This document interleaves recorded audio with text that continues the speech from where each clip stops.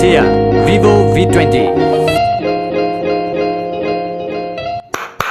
साथीहरु नेपालमा चाहिँ अब टेक युट्युबरहरुको कामै छैन किनभने एक्टर र सेलिब्रिटीहरुले धम्माधम अनबक्सिङ र रिभ्यू गरिरहेका छन् र अब टेक युट्युबरहरु चाहिँ मस्त तरिकाले अरूहरुको भिडियो ल्याएर आफ्नो भिडियोहरु चलाइरहेका छन् यानी कि अफिसियल भिडियोमै रमाइरहेका छन् हैन। त्यही भएर अब मलाई के लाग्छ भने अब आगामी 2-3 वर्षपछि चाहिँ टेक युट्युबरहरु चाहिँ फिल्म खेल्छन् र यिनी एक्टरहरुले चाहिँ आफ्नो टेक्निकल च्यानल खोल्नेवाला छन् र अब यो कुरातिर नजाऊ किनभने जति बढाए त्यति लम्बिन्छ र आजको मेन मुद्दातिर जाउँ र आजको मेन मुद्दा भनेको चाहिँ Vivo v20 हो जो चाहिँ 1-2 दिन अगाडि मात्रै नेपाली मार्केटमा लन्च भएको छ र अब यो फोन चाहिँ अब बेस्ट क्यामेरा फोन भनेर चाहिँ भिभोले भनिरहेको छ भने अब आजको भिडियोमा चाहिँ मैले यो फोन चाहिँ कतिको राम्रो छ भनेर हजुरहरुलाई भनिदिनेवाला छु र अब यो फोन सम्बन्धी चाहिँ मलाई 1-2 वटा कुरा चाहिँ चित्त नबुझेको छ त्यो पनि हजुरमा चाहिँ शेयर गर्नेवाला छु। यदि हजुरहरुले चाहिँ Vivo v20 चाहिँ लिने खोजिराख्नु भएको छ भने यो भिडियो चाहिँ टोटल हेरिदिनु होला र अब आजको भिडियो सुरु गरौँ यो इन्ट्रोपछि।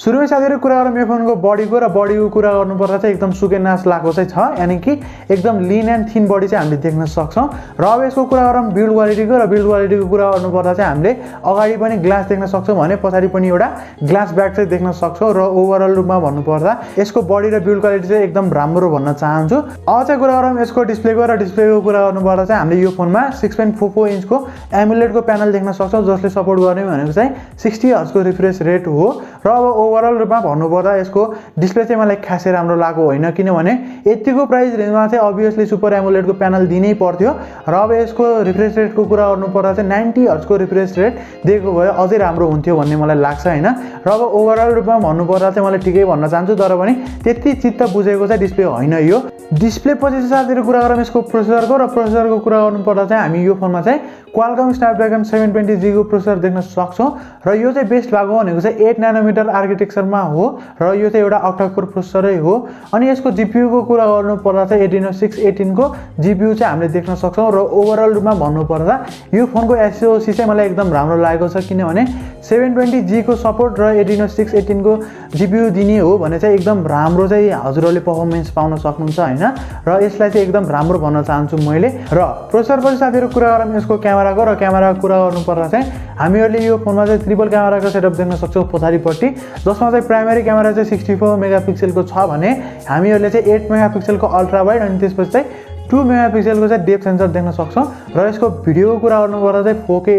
30 fps सँग चाहिँ भिडियो खिच्न सक्छ यो क्यामेराले र फ्रन्ट क्यामेराको कुरा गर्नुपर्दा चाहिँ हामीहरुले यो फोनमा चाहिँ 44 मेगापिक्सलको फ्रन्ट क्यामेरा देख्न सक्छौं जसले चाहिँ 4K 30 fps सँग चाहिँ भिडियो खिच्न सक्छ र 4K 30 fps सँग खिच्ने सँगसँगै चाहिँ हामीहरुले यो सेल्फी क्यामेरासँग चाहिँ एउटा नयाँ टाइपको फिचर्स देख्न सक्छौं यानी कि हजुरहरुले चाहिँ आई अटो फोकस चाहिँ देख्न सक्नुहुन्छ जसले गर्दा चाहिँ हजुरहरुले भ्लगिङ गर्न चाहनुहुन्छ भने एकदम राम्रो भ्लग चाहिँ हजुरहरुले बनाउन सक्नुहुन्छ र ओभरअल रूपमा भन्नुपर्दा चाहिँ यसको फ्रन्ट क्यामेरा चाहिँ एकदम राम्रो भन्न चाहन्छु र पछाडीको क्यामेरा चाहिँ मलाई खासै राम्रो लागेन किनभने यसको 64 मेगापिक्सलको क्यामेरा बाहेक अरु दुईटा क्यामेरा चाहिँ खासै युजफुल छैन भन्न चाहन्छु किनभने 8 मेगापिक्सलको अल्ट्रा वाइड र 2 मेगापिक्सलको डेप्थ सेन्सर दिनु भन्दा चाहिँ एउटा टेलिफोटो लेन्स दिएको भए अझै राम्रो हुन्थ्यो जस्तो मलाई लाग्छ र यो चाहिँ टोटल्ली मेरो ओपिनियन हो हजुरहरुको भिन्नै हुन सक्छ हैन। र अब चाहिँ साथीहरु कुरा गरौँ यसको ब्याट्रीको र ब्याट्रीको कुरा गर्नुपर्दा चाहिँ हामीहरुले यो फोनमा चाहिँ 4000 mAh को ब्याट्री देख्न सक्छौं र अब यो प्राइसको हिसाबले अब 4000 mAh को ब्याट्री पनि कमै हो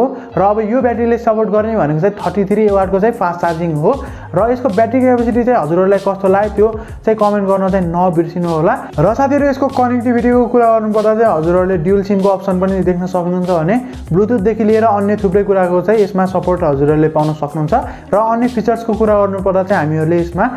इन डिस्प्ले फिंगरप्रिन्ट सेन्सर देख्न सक्छौं भने हजुरहरुले 3.5mm को हेडफोन ज्याक पनि देख्न सक्नुहुन्छ र ओभरअल रूपमा भन्नुपर्दा चाहिँ यसमा अरु कुरा चाहिँ त्यस्तो मिसिङ केही पनि छैन। र अब यसको प्राइसको कुरा गर्नुपर्दा चाहिँ यो नेपाली मार्केटमा 47,990 रुपैयाँमा चाहिँ लन्च भएको छ फर 8GB RAM र 128GB इन्टरनल स्टोरेजको भ्यारिएन्टलाई चाहिँ यति पर्न जान्छ। र अब यो फोनको अलि आउटडेटेड कुरा भनेको चाहिँ यसको ब्याट्री र एउटा वाटर ड्रप नचै हो र यो बाहेक अरु कुरा चाहिँ सबै हजुरहरुले राम्रै पाउन सक्नुहुन्छ। र अब ओभरअल रूपमा भन्नुपर्दा चाहिँ यो प्राइस हेरी सेगमेन्टमा चाहिँ मलाई ठिकै मात्रै लाग्यो यो फोन त्यति राम्रो पनि छैन भने त्यति नराम्रो पनि भन्न सकिदैन। र साथीहरु आजको लागि भिडियो चाहिँ यति नै हो। यदि यो भिडियो चाहिँ हजुरहरुलाई राम्रो लाग्यो भने यो भिडियो भिडियोलाई चाहिँ शेयर गरिदिनु होला, सब्स्क्राइब गर्दै एउटा लाइक पनि दिइदिनु होला र यति भन्दै आजको भिडियोबाट चाहिँ बिदा माग्न चाहन्छु। जय नेपाल।